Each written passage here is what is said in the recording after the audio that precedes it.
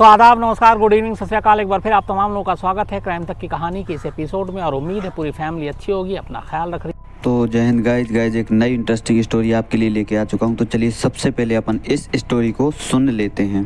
अब आज की कहानी पर आते हैं।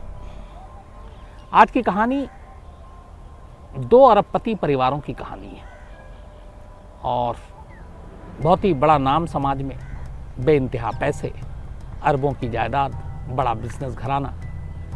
इनमें से एक परिवार जिसका नाम श्रेयन देवानी, ये भारतीय मूल के ब्रिटिश अरबपति, इनका अपना बहुत बड़ा कारोबार बिजनेस का, श्रेयन देवानी का।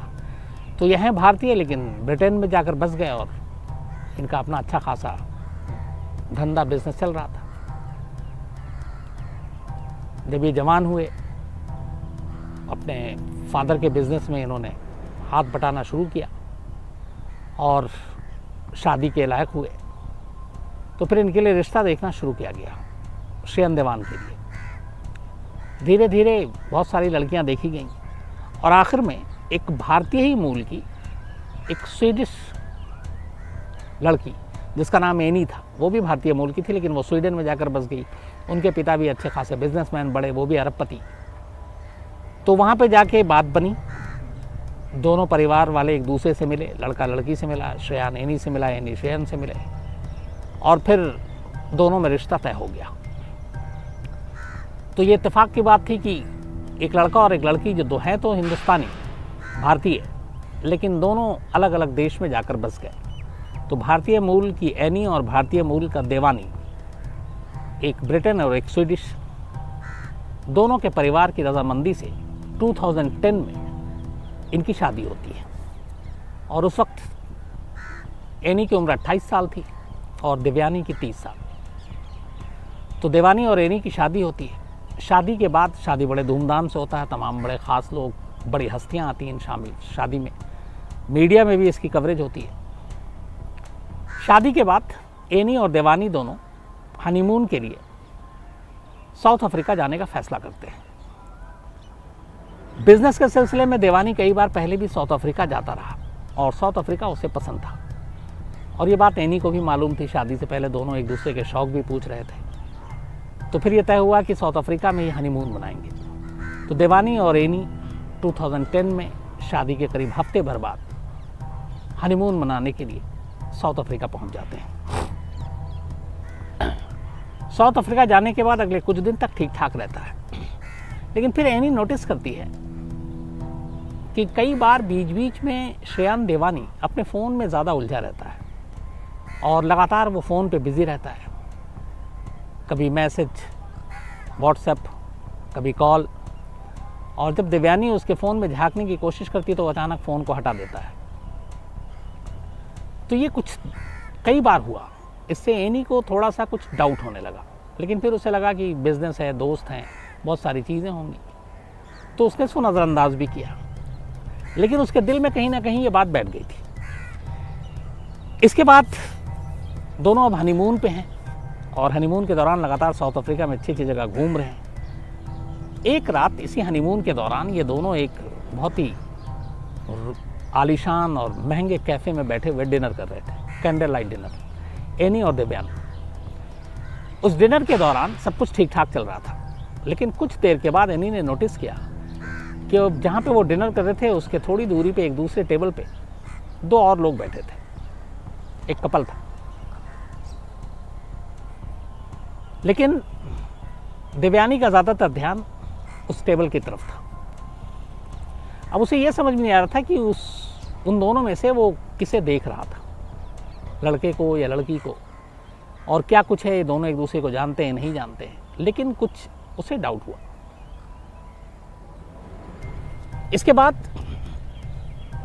थोड़ी देर के बाद कैफ़े में अचानक देवयानी एनी से कहता है कि तुम बैठो, मैं ज़रा कुछ अर्जेंट कॉल है करके आता हूँ, और वो कैफ़े से बाहर निकल जाता है। बाहर निकलने के बाद कुछ वक्त बीतता है, वो लौटता नहीं है। एनी को कुछ शक होता है, वैसे ही उसके दिल में शक पैदा हो चुका था। वो चुपचाप से कैफ़े से बाहर निकलती है, लेकिन फिर देखती है कि वो बहुत तेज़ी से आ रहा है, बात आई गई हो जाती है। इसके बाद दोनों अपने होटल पहुँचते हैं। होटल पहुँचने के बाद उसी रात फिर दिव्यांग कहता है एनी से कि मैं बाहर आ रहा हूँ, किसी से मिलना है और थोड़ी देर में आ रहा हूँ, तुम इंतज़ार करो। और वो कमरे से बाहर निकल जाता होटल के। अब इतनी रात को हनीमून पे आया और ऐसा कौन सा ज़रूरी काम है, एनी वैसे ही शक उसको पहले ही हो चुका था कि लगातार मोबाइल में उलझा हुआ है। उसने कैफ़े में भी देखा डिनर के दौरान। तो अब उसके मन में शक पूरी तरह से घर कर गया था। जैसे ही देवानी बाहर निकलता है होटल से, एनी खामोशी से उसके पीछे पीछे फॉलो करती है। देखती कि वो होटल के बैक साइड में जाता है, वहाँ पे कोई और भी था। फिर दोनों गले मिल रहे थे, एक दूसरे को चूम रहे थे। ये सब देखने के बाद अचानक एनी को बहुत तेज़ गुस्सा आता है और वो वापस मुड़ती है जाने के लिए। इत्तेफाक से उसके जाने के कदमों की आवाज़ सुनाई दे जाती है श्रेयान को। पलट कर देखता है तो एनी थी। अब श्रेयान की हालत ख़राब हो जाती है कि उसकी वाइफ ने इस हालत में उसे देखा है। वो उसके पीछे भागता है तेज़ी से। इस दौरान में वो फ़ोन भी करता है और फ़ोन कर रहा है और फॉलो कर रहा है। वो होटल से बाहर निकल जाती है। रात का वक्त था। थोड़ी देर के बाद खैर किसी तरह से अब एनी भी फ़ोन कर रही है किसी को। वो एनी तक पहुंचता है और एनी को पकड़ लेता है। बट इस सारी कवायद में करीब 5-7 मिनट बीत चुके थे। इसी दौरान में वो एनी से भी बात कर रहा था और समझा रहा था कि तभी एक गाड़ी आकर रुकती है और उस गाड़ी में 3 लोग थे। और उस गाड़ी में जो 3 लोग थे उसमें से 2 बाहर उतरता है गन पॉइंट पे। श्रेयान देवानी और एनी दोनों को गाड़ी में बिठा लेता है और इसके बाद अपने साथ ले जाता है। अब इसके बाद अगले 2 दिन तक ये दोनों गायब। इधर देवानी का परिवार और एनी का परिवार दोनों परेशान, क्योंकि हनीमून पर गए थे। इनका रूटीन था डेली कम से कम 2-4 बार फ़ोन करना, घर वालों को बताना कि मैं ठीक हूँ, कहाँ हूँ, कैसे हूँ। होटल पता किया तो पता चला होटल भी ये लोग नहीं आए हैं 2 दिन से। दोनों परिवार घबरा गया कि क्या हुआ और कुछ समझ में नहीं आ रहा। इस दौरान में इन्होंने पुलिस में रिपोर्ट भी लिखा दी। अब जब ये सारी चीज़ें हुई तो एक चिंता भी थी इन दोनों को लेकर, इनकी सुरक्षा को लेकर कि आखिर मामला क्या है। 2 दिन के बाद अचानक श्रेयान देवानी का फ़ोन उसके घर पे जाता है और वो बताता है अपनी कहानी। घर वाले उसका फ़ोन सुन के पहले तो बहुत खुश होते हैं, 2 दिन से परेशान थे, क्या हुआ। तो बताता है कि ऐसे ऐसे हम दोनों होटल के बाहर निकले थे और अचानक एक गाड़ी में कुछ लोग आए, 3 लोग थे और उन्होंने हम दोनों को किडनैप किया और अपने साथ ले गए किसी गुमनाम जगह पर। 2 दिन के बाद मैंने उन्हें कुछ पैसे वैसे की बात की थी कि मैं दे दूंगा। उन्होंने मुझे एक गाड़ी में छोड़ दिया इस धमकी के साथ कि किसी को हमारे बारे में बताया तो जान से मार देंगे। और मैं किसी तरह निकल आया। उन्होंने पूछा एनी कहाँ है, तो उसने कहा कि उन्होंने एनी को गोली मार दी। हालांकि हम दोनों को अलग अलग बंधक बना के रखा था, लेकिन उन्होंने ही मुझे बताया कि उन्होंने एनी को गोली मार दी है। अब ये बात एनी के घर तक पहुंची। एनी के घर वाले परेशान हो गए सुनकर। चूँकि बड़े लोग थे, अरबपति, साउथ अफ्रीका पहुँचे। वहाँ पे इन्होंने अपने दबदबे और हैसियत के हिसाब से पुलिस पे भी दबाव डाला। पुलिस ने केस दर्ज किया। केस दर्ज करने के बाद अब पुलिस ने ढूंढना शुरू किया। तो अब वो CCTV फुटेज और बाकी चीज़ों के ज़रिए आखिरकार उस कार का पता चला जो वारदात वाली रात इस्तेमाल में किया गया था। उस कार के बाद एक शख्स को गिरफ़्तार किया गया। उसने बताया कि हाँ वो उस रात था। फिर उसकी निशानदेही पे 2 और लोगों को गिरफ़्तार किया गया। तो कुल मिलाकर पता चला कि उस कार में उस रात 3 लोग थे। उसका जो टैक्सी का ड्राइवर था उसका नाम था जोला टोंगो। उसका एक साथी था माजीवा मडोडा और एक तीसरा था जेलिले। तो इन तीनों को जब साउथ अफ्रीका पुलिस ने गिरफ्तार किया तब उन्होंने कहा कि हाँ ये जुर्म मैंने किया है, एनी को मैंने गोली मारी, कत्ल किया। तो पुलिस ने पूछा कि फिर तुमने श्रेयान देवानी को क्यों छोड़ा। तब इन तीनों ने बयान दिया कि असल में मुझे श्रेयान देवानी ने ही हायर किया था एक सुपारी किलर के तौर पर एनी को रास्ते से हटाने के लिए, और उसने पैसे दिए थे। अब जब ये बात सामने आई तो सीधे सीधे एक कत्ल का मुलजिम बन गया श्रेयान देवानी, एक अरबपति। लेकिन इस बीच में जब ये सारी चीज़ें हुई और ये तीनों पकड़े गए, उस दौरान में कई दिनों का गैप था। तब तक श्रेयान देवानी साउथ अफ्रीका से वापस ब्रिटेन पहुंच जाता है और अब वो ब्रिटेन में है। इधर उसके आने के बाद ये तीनों पकड़े जाते हैं और वो खुलासा करते हैं और बयान देते हैं कि उन्होंने ये कत्ल श्रेयान देवानी के कहने पे किया और उसी ने सुपारी दी थी। अब साउथ अफ्रीकन पुलिस को श्रेयान देवानी की तलाश थी। वो ब्रिटेन से बात करते हैं। दोनों में चूँकि प्रत्यर्पण संधि का एक समझौता ऑलरेडी था, तो इसके बाद ब्रिटेन भी साउथ अफ्रीका पुलिस की अपील को मान लेती है और शेन देवानी को साउथ अफ्रीका भेज दिया जाता है। वहाँ उसे पकड़ा जाता है, इसके बाद मुकदमा चलता है। इस दौरान में अदालत जो ड्राइवर था जोला टोंगो, मजिमा डोडा और जेलिलो, इन तीनों पे मुकदमा चलाने के बाद जो मगेनी था एक इसमें से मेन जिसने गोली चलाई थी, उसको उम्र कैद की सज़ा सुना दी थी। लेकिन मगेनी को ये जब सज़ा सुनाई गई और वो जेल गया तो जेल में उसकी अचानक मौत हो जाती है, वो नेचुरल डेथ थी। जबकि दूसरा जो ड्राइवर था उसको 25 साल की सज़ा होती है और एक तीसरा टोंगो था वो सरकारी गवाह बन जाता है, लेकिन उसके बावजूद उसे 18 साल की सज़ा होती है। तो एक को उम्र कैद, एक को 25 साल और एक को 18 साल। एक की मौत हो गई, एक सरकारी गवाह बना, इसलिए उसको 18 साल की सज़ा हुई। अब मुकदमा आया सीधे सीधे मेन अक्यूज के ऊपर, यानी शेन देवानी के ऊपर। अब शेन देवानी को लेके एक तो अरबपति कत्ल का मुकदमा, सुपारी देने की बात कातिल खुद एक्सेप्ट कर रहा है।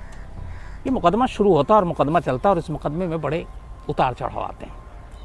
पहली चीज़ जो एनी के घर वाले जानना चाहते थे कि आखिर ऐसी क्या बात हुई कि हनीमून पर शेन ने एनी का कत्ल करवाया, जबकि इन दोनों की मर्जी से शादी हुई थी। दोनों शादी से पहले कई बार मिले जुले थे, अकेले में भी मिले थे और दोनों की सहमति के बाद घर वालों ने अपनी सहमति और मंजूरी दी और उसके बाद शादी हुई। तो जब मर्जी से शादी हुई, दोनों ने खुशी खुशी शादी की, तो शादी के हफ्ता 10 दिन के बाद ऐसी कौन सी चीज़, ऐसा कौन सा राज सामने आया जिसकी वजह से एनी की जान गई। इस चीज़ को लेकर शेन देवानी अदालत में लगातार खामोश रहा। उसने रीज़न कुछ नहीं बताया। वो खुद को बेकसूर बताता रहा और उसने ये भी कहा कि इन 3 लोगों ने जिसने उसके ऊपर तोहमत लगाई है कि मैंने सुपारी दी है, ये झूठ है। उसने कत्ल की बात कभी मानी ही नहीं और ये लगातार कहता रहा कि इन तीनों से मेरा कोई वास्ता नहीं और ये तीनों को मैं नहीं जानता हूँ। साउथ अफ्रीकन पुलिस पूरे मामले की इन्वेस्टिगेशन करती रही, लेकिन एक चीज़ पे आके वो फंस गई। इन तीनों के साथ शेन देवानी का कोई link south African police establish नहीं कर पाई, पैसा देने का, फ़ोन रिकॉर्ड्स या बाकी चीज़ें। हालांकि इन तीनों का कहना था कि उन्होंने कभी फ़ोन पे बात नहीं की, कभी कुछ नहीं की, डायरेक्ट आमने सामने बात हुई थी। पुलिस अपनी जांच करती रही, लेकिन इधर ये लगातार इनकार करता रहा और मोटिव कि क्यों कत्ल हुआ ये भी नहीं बता पाया। फिर अदालत में अचानक एक ट्विस्ट आता है और शेन देवानी ये कहता है कि जब ये पूछा गया कि तुम दोनों में झगड़ा हुआ, लड़ाई हुई, ये तो रिकॉर्ड पे है, क्योंकि जिस रेस्टोरेंट में या जिस होटल के बाहर ये लोग गुस्से में यानी निकली थी, उसके सीसीटीवी फुटेज से उससे पता था कि दोनों मियाँ बीवी में झगड़ा हुआ है। तब उसने अदालत में एक चीज़ बताई। उसने कहा कि एक्चुअली मैं समलैंगिक हूँ, गे हूँ।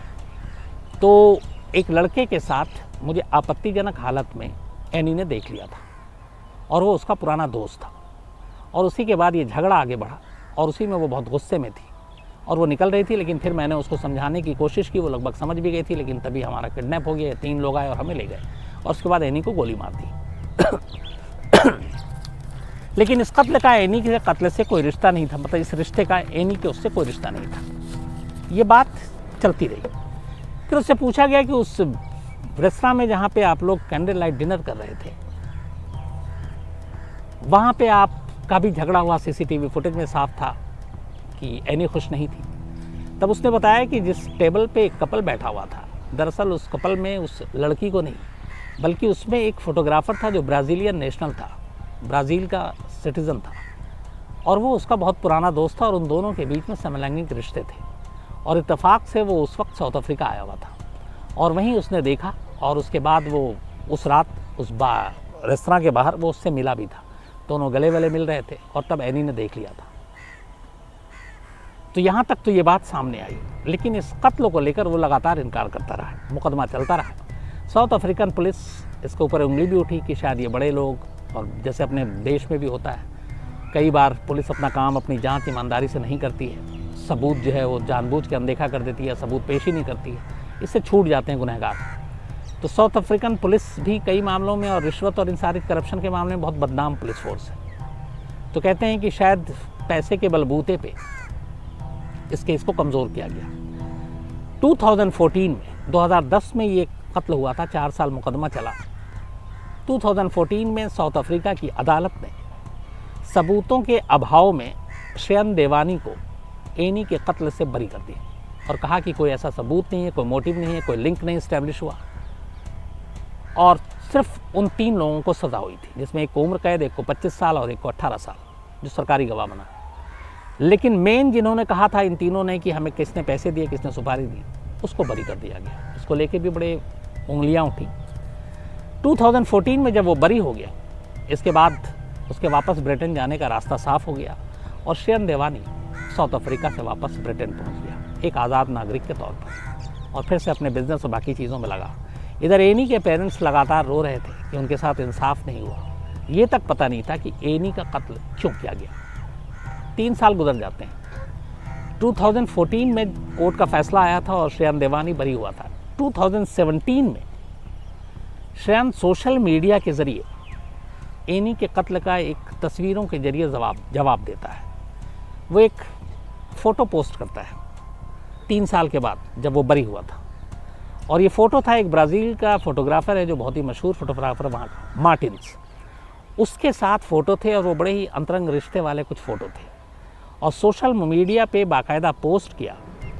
और उसने अपने और उस फोटोग्राफ़र मार्टिन्स के बीच के रिश्तों का भी इस पोस्ट में खुलासा किया कि वो दोनों दोस्त हैं, दोनों गे हैं, दोनों समलैंगिक हैं और दोनों एक साथ रहना चाहते हैं।